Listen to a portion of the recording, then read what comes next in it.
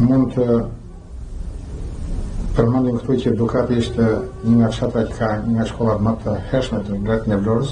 Shkolla e Dukatit është hapur në vitin 1913 dhe që nga vitin 1913 dhe deri në sot ka qenë një fidanist e një burim që ka furnizuar gjithë vendin me disa mira, mund të themi,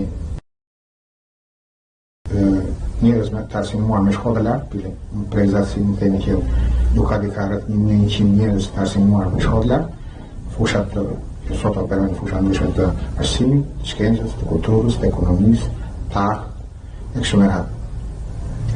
Nuk besoj se mund të ndodhë të ketë një fshat tjetër në Shqipëri dhe vetëm në Shqipëri që të ketë një nivel kaq të lartë të arsimit. Jo vetëm flasim tani për arsimimin e lartë, por edhe në nivele të tjera arsimimi në fshatet e Dukatit është shumë i mirë. Natyrisht kjo është vepër e fshatit të Dukatit, por edhe e pionerëve të arsimimit të Dukatëve, dhe mund të themi se Dukati dallohet jo vetëm në fushën e arsimit të përgjithshëm të lartë, por edhe në fushën e shkencës dhe në fushën e kualifikimit intelektual. Është një fshat që ka rreth 20 njerëz me gradë dhe titull shkencor, të cilët janë sot në sektorët e ndryshëm të shkencës shqiptare dhe drejtimit të saj. Ajo që më bën të jem edhe më krenar dhe në kohë edhe më i kënaqur, më them, është sepse kjo traditë arsimtare e Dukatit vazhdon edhe në ditët e sotme. Shkollat, nësa kam informuar, shkollat në Dukat funksionojnë shumë mirë, gjejnë rrit kontingente të mira, Dukati është fshat me një shkollë mesme, cila bie kontingente, unë duke flasë dhe si rektor, me qenë se kemi kontingente nga Dukati, bie nivele të mira nga Britania Qendrore, por janë disa dhjeta të rinj nga Dukati, cilët sot studiojnë në universitetet i vetëm në shqiptare, por në universitetet europiane, sidomos kryesisht në Itali, në Greqi, në Francë, në Amerikë. Ky fakt të bën të jesh optimist që Dukati si fshat të ketë një tahme, sepse në fundit Dukati dihet që ka pasuri natyrale, por ajo që është më e rëndësishme janë pasuritë njerëzore të mësuara natyrisht në kohë që jetojnë. Dhe unë nuk kam asnjë dyshim se Dukati do të jetë një vend ku do të jetë i këndshëm edhe për të huajtur vetëm mërmeshjen e Dukatit. Nuk ka patur periudhë historike dhe figura të shquara ku të mos jetë protagonist Dukati. Dukatin e kanë vizituar disa herë Çerçistopulli, Ismail Qemali, Halim Xhelo, Avni Rustemi, Ahmet Zogu, Noli e deri tek Duçja.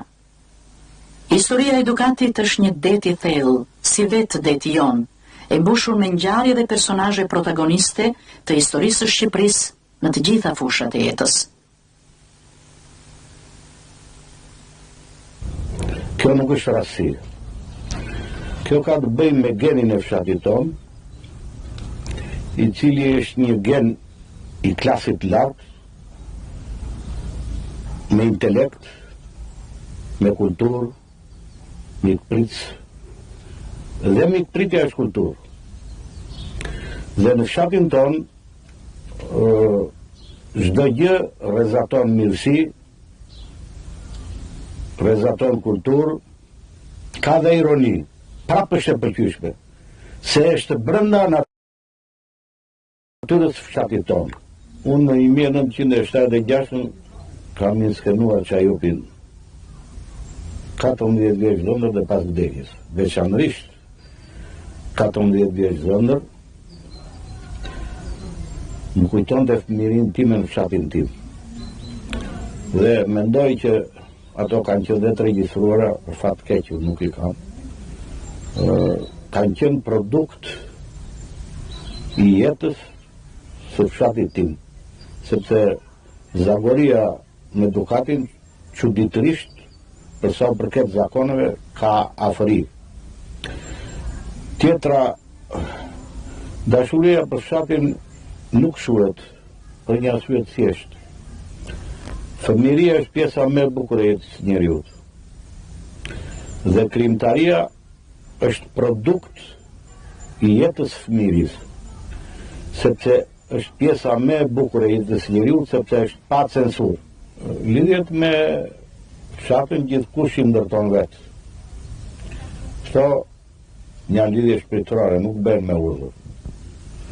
Jo vetëm, për ne si vëllezër jemi të lidhur me fshatin, si që është i lidhur, do ta përmendja Albanezha, i cili është model në këtë drejtim, e ka pasur dhe e ka.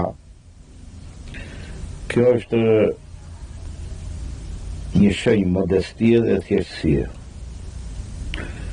Ne ndaj fshatit nuk kemi gjë tjetër veçse nxënës modest, sepse e thash fshati ynë shumë i mençur, nuk vuan nga intelekti, dhe në rast se në fshatin ton kërkon të shesësh mend, përgjigja do të jetë ironia. Natyra e bukur e krahinës, shpirti burimor krijues i dukatësve, ka bërë që në lashtësi e deri në ditët e sotme të kemi rapsot të dëgjuar, shkrimtar, poet, artist e historian me emër, shumë poet e poetesha të reja që me vargjet e tyre brillante, të kristalta si ujit e llogaras, me penën e tyre të ngjizur, kanë shpërndar nektarin e tyre në të gjithë vendin.